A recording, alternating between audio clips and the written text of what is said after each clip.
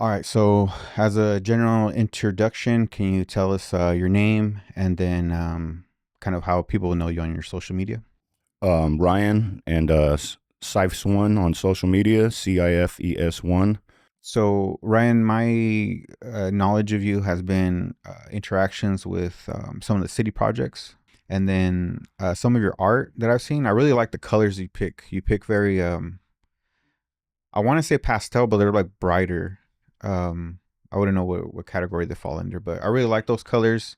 And I've watched you on social media. I've seen you on some of the projects you've done with other people in the community, and just kind of wanted to get to know you a little bit more, other than just kind of from a distance in IG. Yeah. So, can you tell us a little bit more about, I guess, your art? Started off tattooing back in 2004, Mm-hmm. and I started getting into watercolor painting, and then I progressed from watercolor to acrylic. Now I predominantly do acrylic, and I've been doing spray paint for, God, since probably like 93, 92. Start counting your age and stuff after a while. You're like, Yeah. damn, I've been doing that for 20 years. Well, I got busted, and I Oh, damn. took a took a few years off, and so lately I've been getting back into the graph and putting my kids on. I just did that mural project, and had my kids helping. As far as the tattooing, were you like working from a shop at home? Like, how was how did you get introduced into it, and how'd you? Yeah, I was in the Marine Corps out in 29 Palms, and I got in trouble, got X'd out, and my wife at the time was still in school on base, so we had to stay in 29 Palms, and there's not really shit out there. So I always drew. I used to draw up my buddies' tattoos. I used to draw the tattoos for myself and then just take them in and get them done. So I just went into his shop and just started talking to the owner, brought in some artwork, and he's like, just start hanging out and, see if we vibe, keep working on your art, and we'll see where it goes. So he gave me an apprenticeship, and, that got me really back into the art game, I would say, because I wasn't doing it that much, just occasionally drawing up bullshit. So it really brought me back into the fold of, wanting to really do art again. So What I've noticed is, like, when I first get a certain job or a certain skill that I'm developing, I'm just kind of like going through the motions of like an apprentice, right? You're just learning the basics, and then eventually you get comfortable, and then you start exploring, and then you come up with like new ways to do your job. But then there's like this reflection when I'm like 2 years in, 3 years into a job where I'm like, man, I remember that person that came in when I first started, and if I knew then what I know now, I could have done this extra, this more, this better.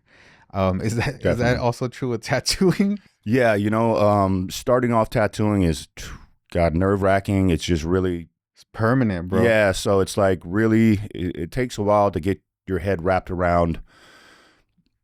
You're putting something on somebody. If you fuck up, like there's no taking it back. You know what I mean? So, started on yourself. I did all my legs, did all my buddies for free, and then he just released me onto the public, and you get better and get better as time goes on. You talk to different artists in the shop and learn different skills and tricks. So it's actually a really good vibe, in the tattoo shop. Like, everybody's working together. It kind of puts you on, like somebody's working on like whatever, like skulls or roses or something. You know what I mean? And like, so that pushes you to get better, because you're looking at their work, and then you look at your own, and you're like, oh man, well, I should have done this. Da, da, da. And everybody just vibes collectively, and like, there's no animosity or hate in most shops, but it was a really good experience just vibing out with real artists. How long did you say you did that for? I was out there for a year in 29 Palms working at the shop, and then we moved back here. I started working in the oil fields, and then started working part-time at a tattoo shop called Nasty Jack's that used to be on Chester, right by the Garza Circle. Then I switched around to another shop, Tat Dudes, Healing Art Studio, which was in Oildale. Then we moved to Santa Barbara, and I started working 4 days out there a week, and then being back in town, driving, staying here 3 days, and then picked up a DUI, and that kind of shut down that job, and that was 2009, I believe. 2004 to 2009, I was really tattooing way more. Now I just, I still do work on my buddies. I still have all my machines and stuff. I still do stuff on my legs and, work on friends and stuff like that. But as far as being in a shop, I've been thinking about it again. Naked Owls was hiring. I just went in there and talked to them and was like, oh, I need to bring in my portfolio. So I might get back into it because I've been kind of fiending to ink again. Did they have those skins that they have now that people practice Yeah. on back then? Yeah. Yeah. But the feel is weird and it just doesn't act the same. And they would have people would do it on an orange or like a grapefruit. You could tattoo on that and stuff like that. But I was just like, fuck it, I'll just do my legs. Is there like a science to, or is there like some type of like knowledge that you develop on like the layers of skin, like their names and like cells, or how complicated does it get? You have to take a bloodborne pathogen like class and a mini little health thing just because you're dealing with blood and different things like that. So that's about the extent. I mean, I used to know a few the names of the layers of the dermis or whatever, but that's out the window now. Did you get like the typical person who can't take the tattoo but wants the tattoo?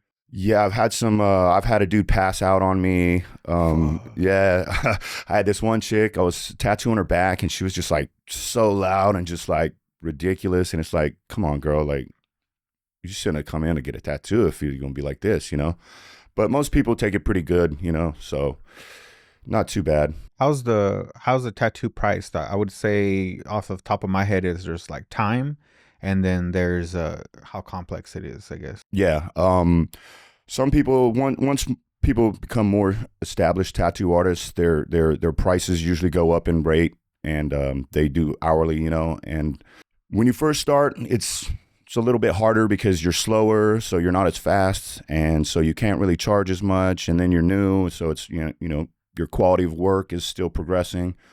So I used to mainly do piece rate and just charge for size and how difficult the drawing or sketch was.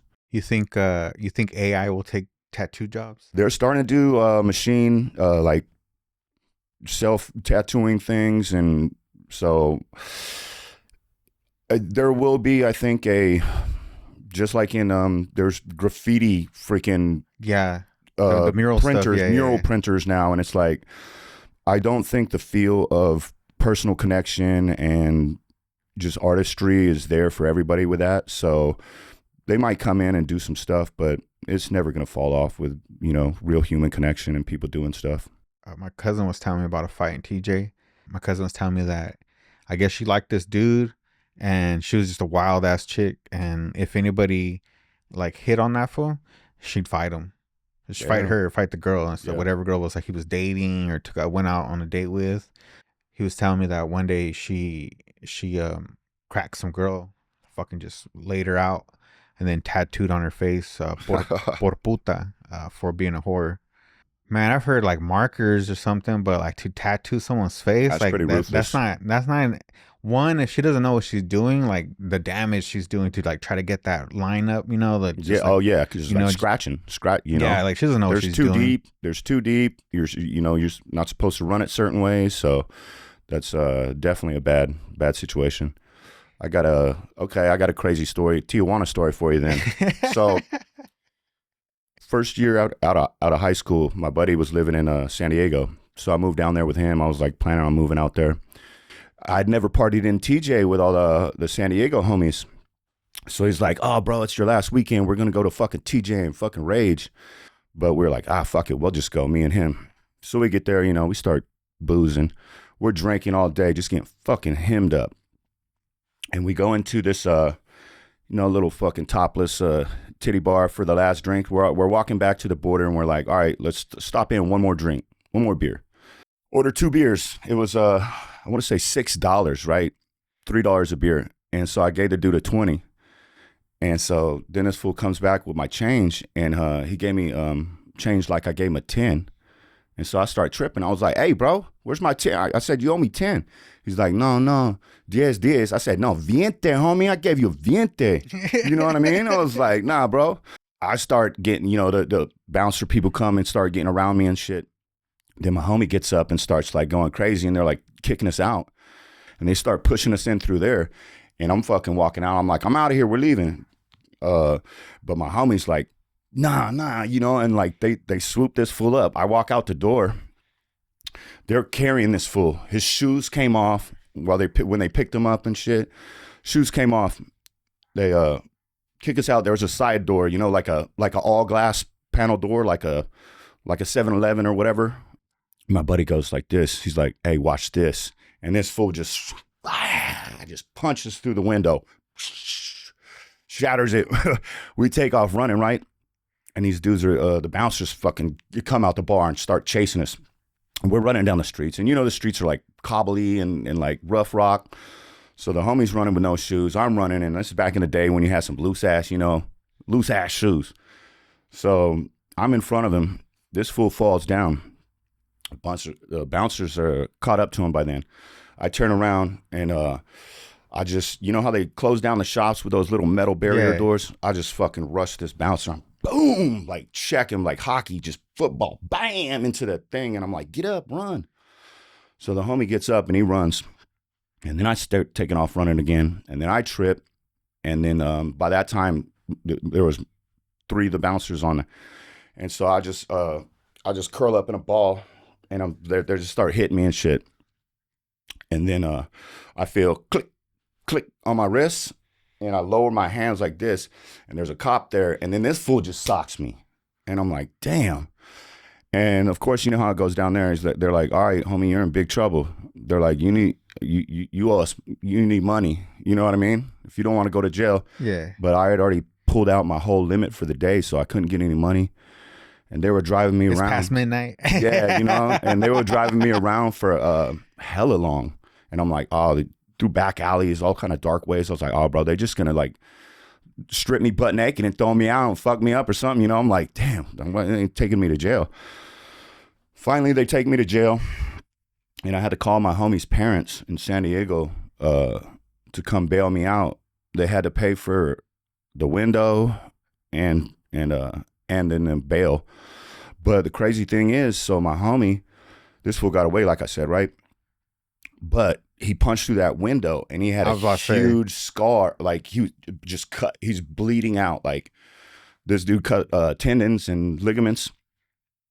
And so this fool's wearing a white t-shirt and he just wraps his white t-shirt around his arm. And this fool makes it through the border, just bloodied up and just like prison style, just, you know, and they don't even stop him and be like, hey, you okay? Whatever. And so we were parked by that Jack in the Box over right across from the border, you know what I mean? Mm-hmm. Down there There's in San always Diego. a Jack in the Box at the port. And then so this fool gets in his truck and takes off driving. Somehow he gets lost.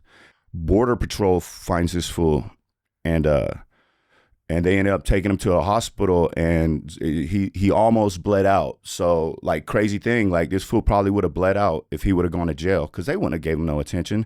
Yeah. And he had he's got this big ass huge scar on his arm that looks like a lightning bolt. That's pretty wild though. Yeah, that's a wild situation, especially with the homie. I had a homie, he got faded at the border. He lived like maybe 45 minutes from the border and I was living in Mexicali, Mexico. Okay. And he hits me up like 11 o'clock at night and he's like, hey, I want to party, bro. I was like, bro, where are you? He's like, I'm at home, I'm headed that way. I was like, bro, by the time you get here, either the alcohol is gonna kick in or you're gonna start sobering up and you're gonna realize that, like, what the fuck are you doing? Yeah, what are you doing? Shit, I just fell asleep. So I was like wondering to myself, like, I wonder if he ended up showing up or if he knocked on the door and I didn't answer. You know, I was knocked out. He gets tore up. Like he'll throw himself on the floor and tell you to kick him and shit. Like he's just he's just wilding. He's just a wild ass fool. He's the kind of guy that punches windows and shit, you know? Yeah. and so I see the dad and I was like, hey dad, the dad, you know, seen Danny Senior. So I was like, hey Danny, Danny called me last night, kind of faded. How's he doing? He goes, oh, you didn't hear?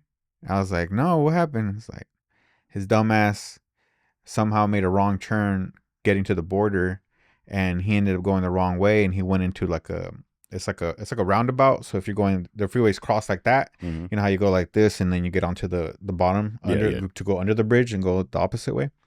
Well, he came down, but that shit, when you go into the dip, He went off the road and went into the dip, but that dip, like, it doesn't have like where you can just drive onto the freeway. It's like all fucking whole. It's like the whole thing's a dip, a bowl. So he went into that shit, and he had, I think, a Camaro or a Corvette, and he was just trying to get himself back out of it. And he couldn't, so he just kept spinning out and getting up to a certain height, and then just coming back down. So he was just stuck in that fucking thing for like hours. Eventually, Border Patrol saw him. They fucking picked him up and shit. And then he got a, I don't think he got a DUI. No, good. But that fool was a mess, man. I got like 30 stories, but I just want to say about wild ass homie and then getting lost and shit. But on my part, I was at a titty club over in Mexicali, and I had met some guys on the bus coming back from college, and as I was crossing the border, they were telling me that they were gonna go to a certain strip club, and so I was like, oh yeah, I'll go with you guys, man. I'll chill. Either way, I always wait for the taxi here, so I'll go inside. I'll watch a couple dancers, and the taxi guy knows me. I have every night I'm there. I go to college every night, so he just goes in and he goes, "Hey man, I got enough people for a ride. You want to go?" I'll be like, "Yeah, I'll go with you." So I'll go. So we go inside, and there's this girl that they like. I guess they come and see her often or something. She was working that night, and she's dancing, and then all of a sudden when she's in front of me, I notice that she has like a cesarean cut Okay, yeah. on her stomach. I look at it, and I was like, oh man, it's like, is that from a baby or is that cut? She goes, oh, I just had a baby. Bro, she grabs her tit, squeezes it towards me, and it fucking just milk across my Blast face. you with some milk. Blast me with milk, Some of that bro. mother's milk. Bro, I got up and I was like, what the fuck? Because at first it was just like liquid hitting my face. So I didn't know if like she spit at me or like what, but then I realized like, oh, that's titty milk. And so when I stood up and I was like, what the fuck? Security came like quick, and they came to get me, and they're like, what the fuck? And I was like, hey man, the fuck? She just squirted milk at me. And he looked at her, he looked at me, he goes, oh, I don't blame you, bro. Is everything cool? And I was like, no, that's cool. I wasn't tripping. He's like, all right. That's crazy. Yeah, I got pretty wild stories of Mexico. Mexico is, Yeah, I mean, it's a wild west, bro. Yeah. It's a wild west, but at the same time, it's like a metro, a modern place. So you obviously you got the amenities of electricity, roads, buildings, certain structure, but still this there's people that are willing to get down. And if you're not from there, then it's more like kind of like strange, because you're just like really, we're just gonna fucking get down right here in this middle of this business. And then most of the people don't even care. They kind of mind their own business, because you don't make ways for other people. It's You like know what I mean? movies in the Wild West where there's people fighting, and then everybody just goes like, oh shit, and they back up, and they just let these two guys have a shootout, and then everybody just goes back about their business, because it's like, that's not my business. That's the coroner's business. That's the sheriff's business. It's not my business.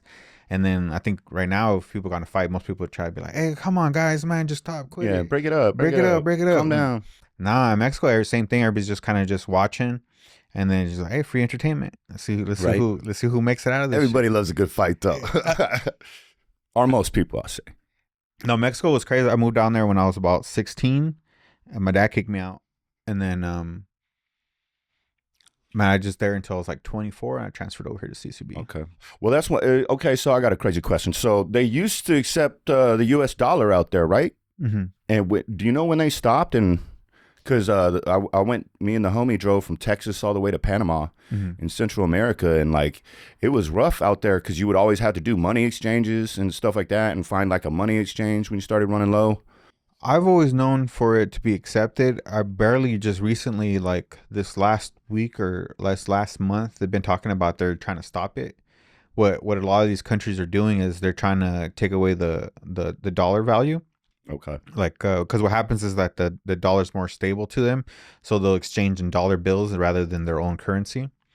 You guys see, you just drove down there, you said? Yeah. We hit every Central American country.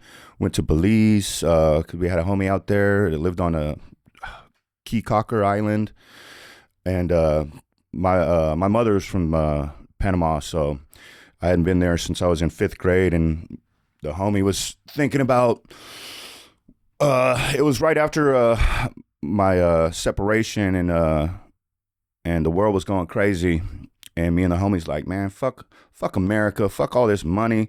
Let's fucking go move somewhere, you know, fucking chill and cheaper and like, because it's just a way different attitude down there in some places, and just like the food is better. It's you don't get as much processed food and just all the bullshit. You know, people are eating fruits and vegetables, fresh shit. You know what I mean? You could right on the side of the road just pick up whatever you want. You know, a lot of places. So it's like we were thinking about moving out there for a while. The homie was going through a separation as well, and he ended up renting a place out there in the mountain town of what was it called? I forgot. But he was out there for a while, and then he'd back and forth between here and the States, and then now he's back permanent out here. But he was living in it's a expat community out there in some mountain area. I forgot the name of the place though. Mm-hmm. So as far as the projects you've done here in town and the art that you do, I have noticed that you do have like a distinct colors that you use, and like I think I said earlier, I wouldn't call them pastel colors. They're like very kind of bright on some of the work. I don't know if that's just your recent work that you've been posting, but I've taken notice to that. So what attracts you to those type of colors? Or just from growing up with graffiti, new school color bomb, you know, the brighter, the more noticeable. So I've always liked really bright pieces. I like using bright colors, and I'm starting to try, or I want to try to tone my palette down and change it up a little bit, because I always do kind of use real bright colors, but it's just it's hard for me to do that, and so I would say it's a struggle for me to tone down my palette, but that's one thing I'm trying to be conscious of and try to work on recently. Yeah, I would say a consistent, wouldn't say style, but definitely a consistent palette I see is a black background with these bright pastel. What I'm gonna say is like a pastel color, and then also like your style. I would say I don't know how to describe it, but definitely like I wouldn't say realism, but definitely like it's like a form of surrealism, I guess. Yeah, there's like an outline. You usually outline it, and then it's also the word stencil comes out, but it's not stencil. It's like a different way I want to say of how you outline it and how you color it in. But it's very distinct. Were your tattoos, what kind of colors did you use as tattoos? Were you black and white? No, I hated doing black and gray tattoos. I love doing color. You know, I'll do black and gray, but it's not as fun for me. Some people are really into it, you know, and that's like their thing. But shoot, I don't have any black and gray tattoos, and I've just never, you know, coming from just graffiti, even though a lot of people do like, you know, just black and white throw ups, you know, in graffiti, it's simple color, you know, graffiti like that. But I've always been into, you know, just them hard colored pieces.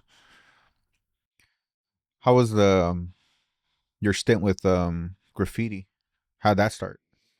I saw Beat Street in 6th grade.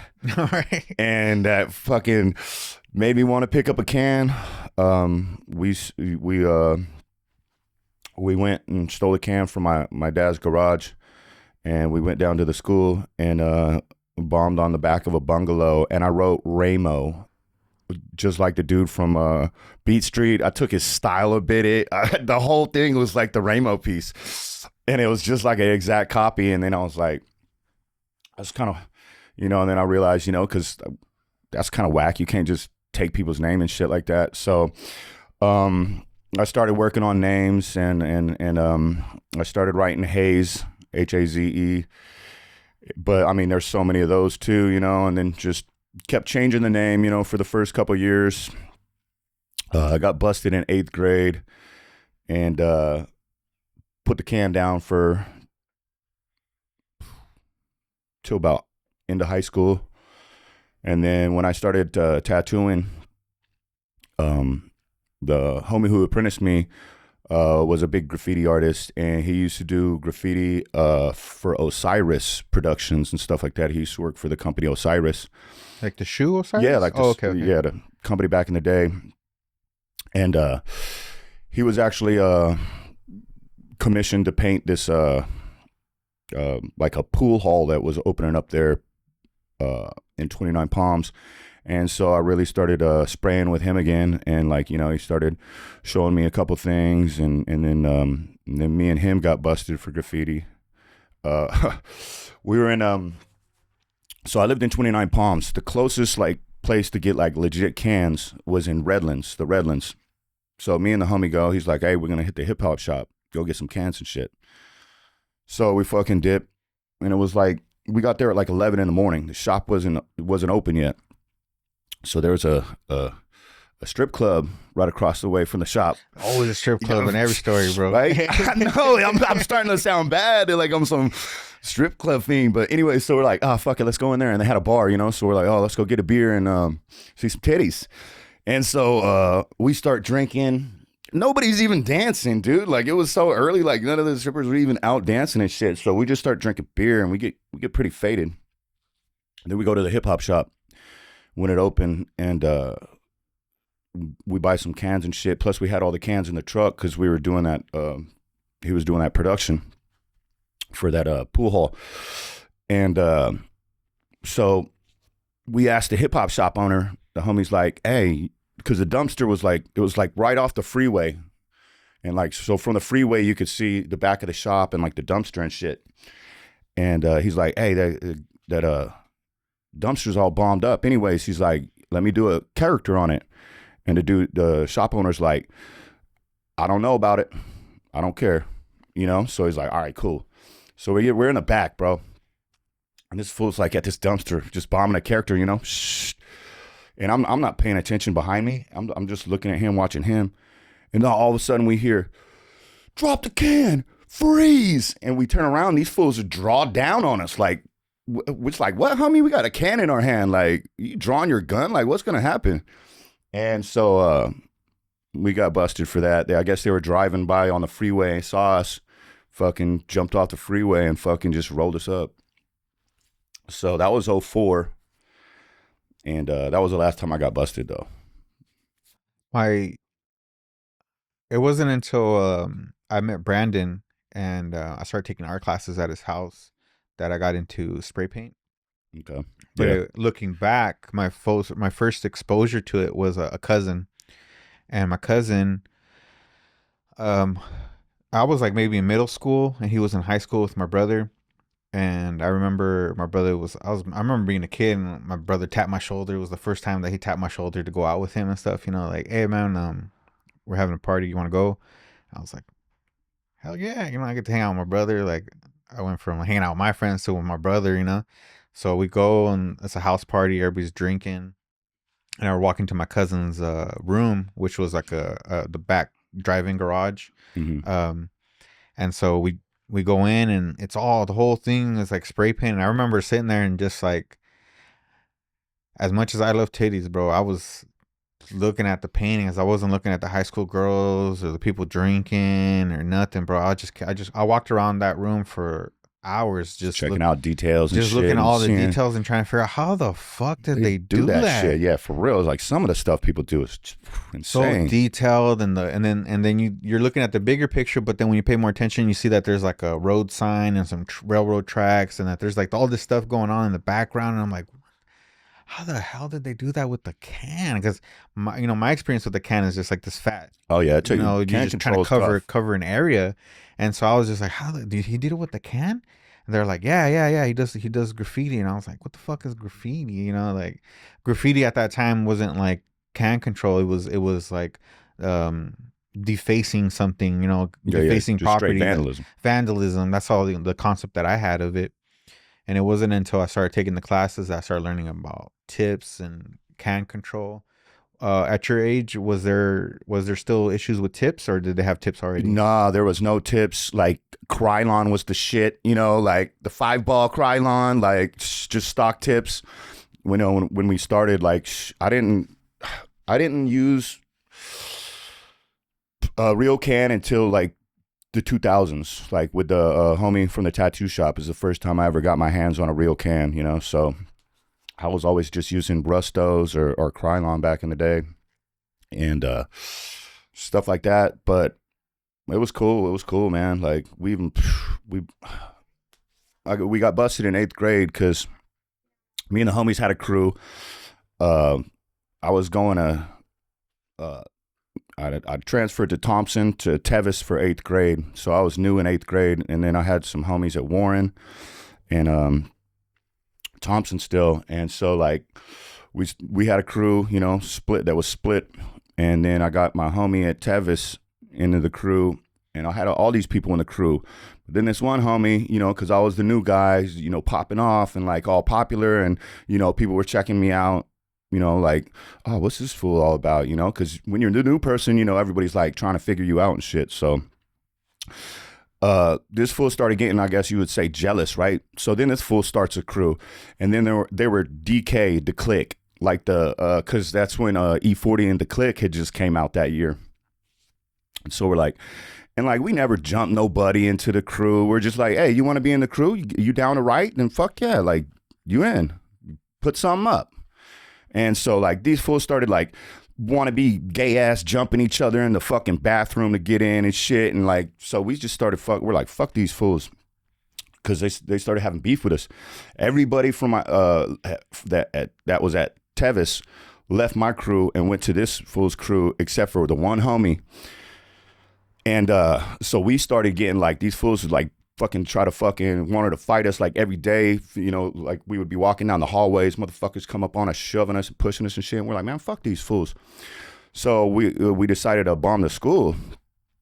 And they had this big, you know, in the quad, there's this big roll down, like big metal roll down door right in the center of the school.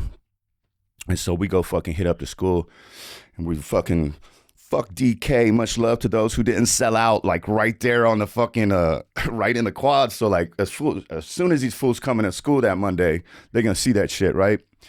And then my homie, I don't know why he had these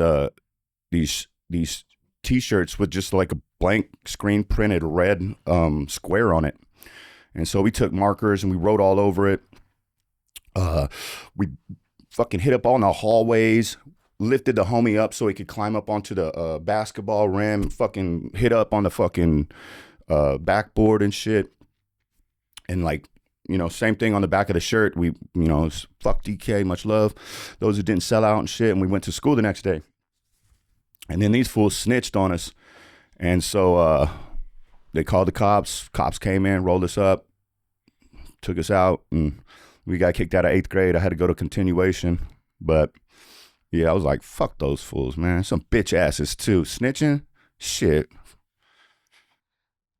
I've noticed that too with the crew stuff.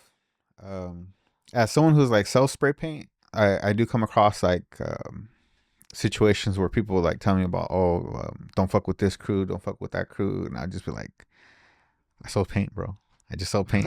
Like Right. you know, that's, to me it's like wild, like how deep it gets to, Yeah. like this like hate for another group.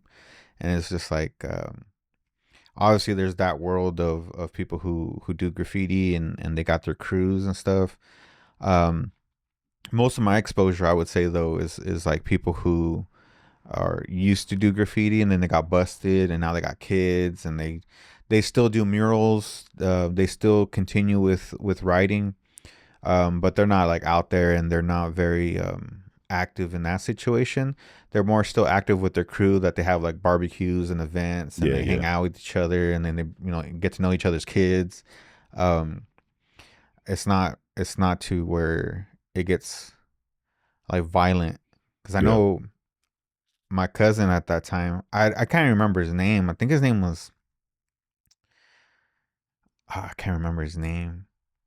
But I remember listening to him and him telling me that he was the one that painted it. Well, they had told me he was the one that did all the writing and the painting on the wall. And I remember him talking to somebody about it, and he was saying how he carries a gun because that the fools from LA will shoot at you. And then I remember him saying, he said he wrote God, and and then it was like a big, like deep philosophical like Meaning, meaning to yeah. him and why he was saying it. Like I remember like half of it, and then I don't know whatever happened to him. I have no contact with him. My brother, I think he had told me he hadn't talked to him in a while.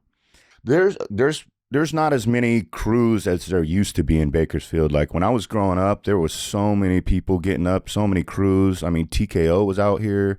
Oh, I never knew they were out here. Yeah, there was some heads from TKO. The homie used to write Snork, and his cousin was Faxer, and there's this fool that wrote Sex.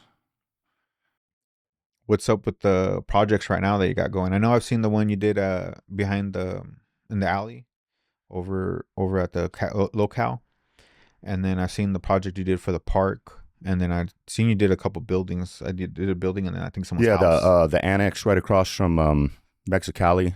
Me and my three kids just did a mural over there on that. My 19, my 15, and my 8-year-old all got down on the wall. So, I just lined it out and told them what to fill, and they hooked it up. So, and then me and the homie have got an art show coming up at the Annex Gallery in May, I believe. So, and then right now I'm just working on, getting stuff ready for that show. I've got the stuff at Bird Dog, and just really got to bust out some more stuff. Trying to change, like I said, like my color palette for the new show. I'm hoping to have something that's a completely, different style, I guess we could say.